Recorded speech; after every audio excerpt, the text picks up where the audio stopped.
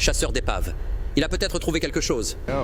Ces outils, la technologie de pointe, un drone sous-marin qui scanne le fond de l'océan à 5,6 km de profondeur. À 17 000 pieds sous le Pacifique, un drone sous-marin dérive dans l'obscurité infinie. Puis, dans le silence, une silhouette émerge. Ils ont trouvé quelque chose là-bas. La question est, est-ce que c'est ce qu'ils cherchent? D'acier, colossal, incroyablement bien conservé. Les caméras ont trouvé quelque chose que l'océan n'aurait jamais dû rendre. Le navire de guerre perdu, disparu sans laisser de traces.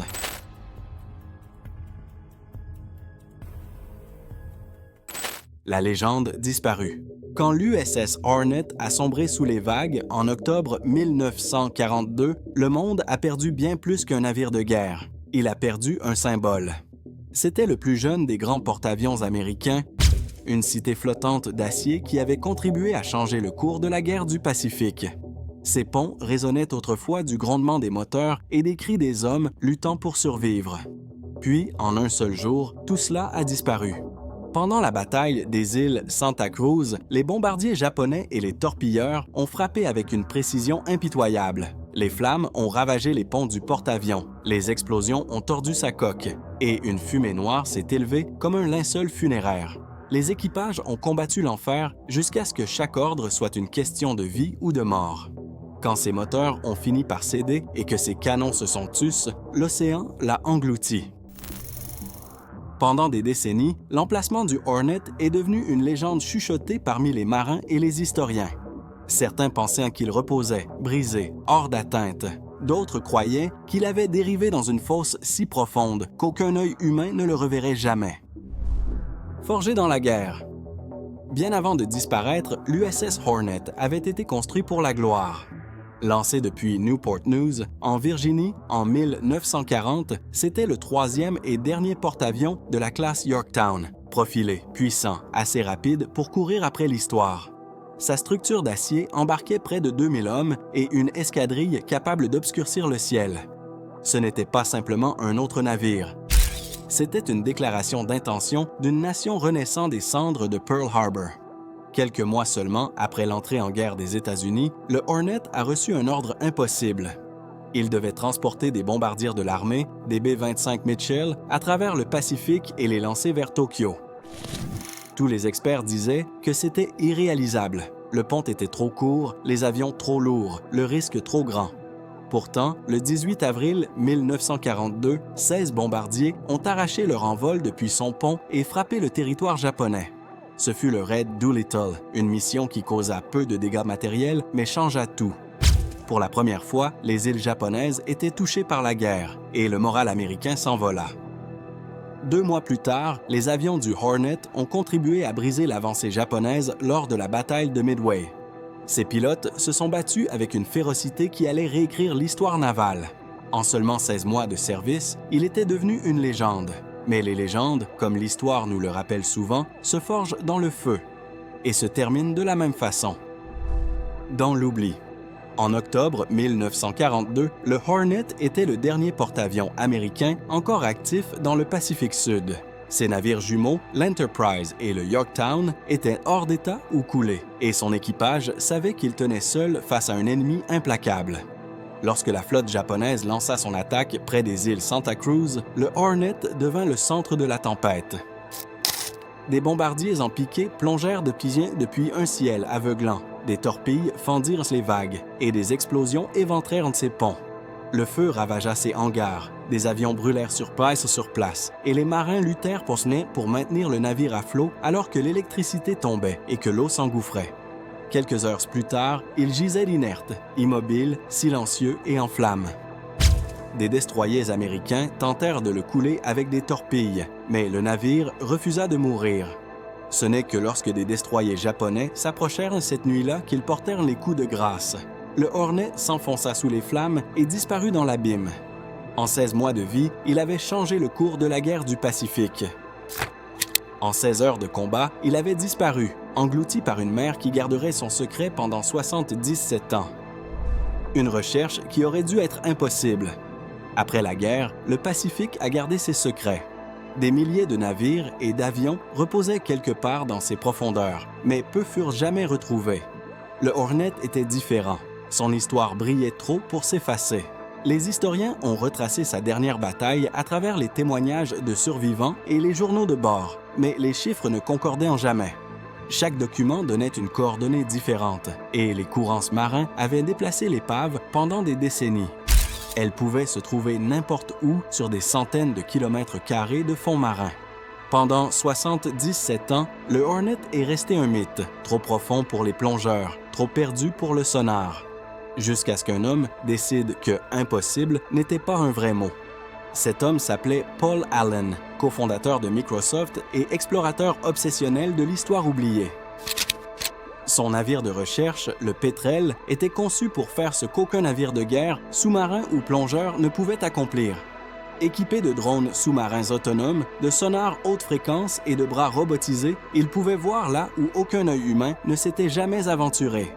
Début 2019, l'équipage du Petrel a fouillé des archives oubliées, recoupant les journaux de bord de 9 navires américains ayant assisté aux derniers instants du Hornet. Lorsque les données furent superposées aux cartes océaniques modernes, une zone obscure attira l'attention, un vide sur la carte qui semblait murmurer en retour. La découverte à 5300 mètres. En février 2019, le drone sous-marin du Petrel descendit dans les abysses. Pendant des heures, les écrans sur le pont ne montrèrent que du noir, une nuit sans fin de particules en suspension et d'échos lointains. Puis, à 5400 mètres de profondeur, une faible silhouette apparut sur le sonar, longue, symétrique, incroyablement droite. L'équipage retint son souffle. Ce n'était pas une formation rocheuse. C'était de l'acier. Le ROV s'approcha, ses lumières transperçant des siècles d'obscurité. Et soudain, le fantôme du Hornet apparut. Sa proue se dressait dans la boue, fière et défiant le temps, comme si elle attendait encore des ordres. Le pont d'envol était marqué mais intact. Ses canons pointaient toujours vers le ciel, leur fût couvert de limon, mais figé comme si l'équipage n'avait jamais cessé de tirer. Les caméras balayèrent de le pont et découvrirent au loin quelque chose d'encore plus étrange. Un petit tracteur d'avion, un modèle International Harvester, parfaitement droit, comme prêt à entamer le prochain lancement. Tout près reposait un Grumman F-4F Wildcat, ses ailes soigneusement repliées. Même à 17 000 pieds, il semblait prêt à décoller. Et là, gravé faiblement dans la coque, le chiffre 8. Aucun doute n'était permis. Le Pacifique avait rendu le Hornet. Après 77 ans, le navire disparu dans les flammes était revenu dans le silence. À bord du Petrel, la salle de contrôle s'est tue. Personne n'a applaudi, personne n'a parlé. Les hommes et les femmes qui regardaient les écrans savaient qu'ils ne voyaient pas simplement l'histoire, ils regardaient une tombe. Ce que révèle l'épave, ce que les caméras ont découvert n'était pas une ruine, c'était une mémoire parfaitement préservée. Malgré la pression écrasante de 5200 mètres, la coque du Hornet restait étonnamment intacte. Sa superstructure, bien que légèrement inclinée, se tenait encore debout, reconnaissable. Le revêtement du pont portait les marques indélébiles des frappes de bombes, ses bordées tordues figées au moment de l'effondrement. Ce n'était pas une épave dispersée par le temps, c'était un instant d'histoire, scellé par la mer elle-même. Les historiens navals ont comparé les images aux plans de guerre et aux rapports de combat. Chaque bosse, chaque fracture correspondait au récit des témoins de 1942. La proue s'était repliée vers l'intérieur, là où les torpilles avaient frappé. La passerelle s'était détachée proprement de la coque, confirmant les témoignages selon lesquels elle avait sombré lentement, morceau par morceau, tandis que le feu et l'eau l'engloutissaient. À une telle profondeur, l'oxygène est rare, la lumière du soleil absente et la décomposition biologique presque stoppée. Ces conditions avaient conservé le Hornet bien mieux que quiconque ne l'avait imaginé. Les ingénieurs des grands fonds l'ont qualifié de capsule temporelle d'acier. Même ses batteries antiaériennes restaient en position silencieuse mais intacte, comme des reliques gardant les fantômes à l'intérieur. Pour les chercheurs, ce n'était pas juste une découverte, c'était une source de données. Des scans haute résolution, une cartographie sonore et la photogrammétrie 3D ont révélé avec précision comment le porte-avions avait cédé sous le feu. Chaque poutre déformée racontait aux ingénieurs comment la chaleur, la pression et la gravité l'avaient détruit.